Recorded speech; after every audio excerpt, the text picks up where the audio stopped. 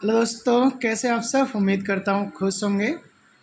तो आज मैं दोबारा से आपके लिए लेके आया हूँ वही ऐसे 210 पे ही सेकंड क्वेश्चन। ऐसे 210 पे सेकंड क्वेश्चन। अब ऐसे 210 क्या था, एंगेजमेंट की बात कर रहा था, यानी agreeing the terms of engagement, agreeing the terms of engagement.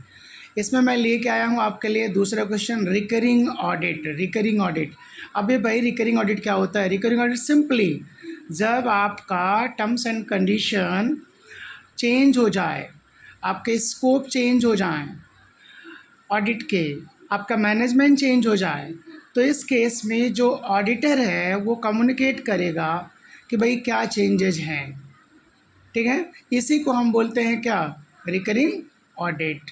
और ये रिकरिंग ऑडिट का जो क्वेश्चंस है, ये आपका सीए इंटर का जो ऑडिट का जो कह सकते हैं कि favourite question, one of the favourite question of the ICAI बेटा। ओके, तो आइए हम सबसे पहला पॉइंट देख रहे हैं आपका क्या। जब आप रिकरिंग ऑडिट की बात करेंगे तो उसमें सबसे पहला पॉइंट जो आप देखोगे वो है, अगर किसी भी ऑडिट के टर्म्स में कोई भी चेंजेज होता है तो एनी रिवाइज और स्पेशल टर्म्स, एनी रिवाइज और special terms of the audit engagement. Okay, यानी ऑडिट एंगेजमेंट का जो स्कोप था उसमें चेंज हो गया, आपका मैनेजमेंट चेंज हो गया, आपका ओनरशिप चेंज हो गया, आपका अकाउंटिंग पॉलिसी चेंज हो गया, आपका लीगल और जो रेगुलेटरी रिक्वायरमेंट्स है उसमें चेंज हो गया।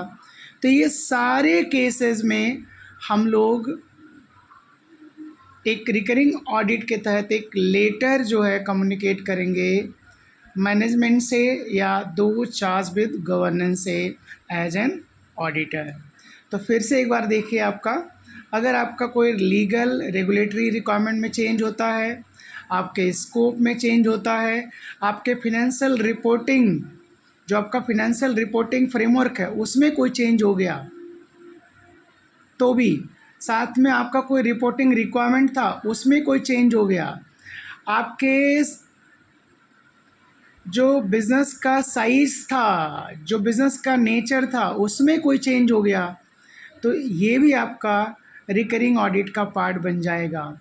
साथ ही साथ ओनरशिप में चेंज हो गया, मैनेजमेंट में चेंज हो गया, या फिर आपके स्पेशल जो टर्म्स थे ऑडिट एंगेजमेंट के उसमें कोई चेंज हो गया, आपके स्कोप में कोई चेंज हो गया, या कह सकते हैं कि आपकी जो एंटिटी है उसके जो आपने फिनेंशियल स्टेटमेंट बना रखे हैं उसमें कोई मिसअंडरस्टैंडिंग है, जो आपके ऑब्जेक्टिव और स्कोप को समझने में प्रॉब्लम हो रही है, तो इस केस में हम लोग एक लेटर कम्युनिकेट करेंगे और वो सारा का सारा जो प्रोसीजर होता है उसको हम बोलते हैं रिकरिंग ऑडिट।